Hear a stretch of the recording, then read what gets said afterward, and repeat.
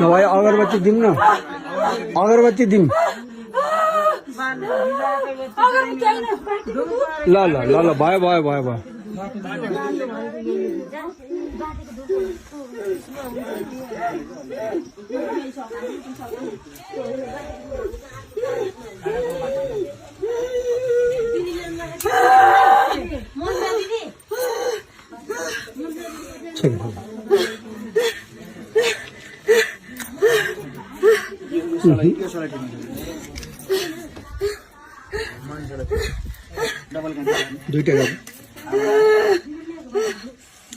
दुईटा काँटी गर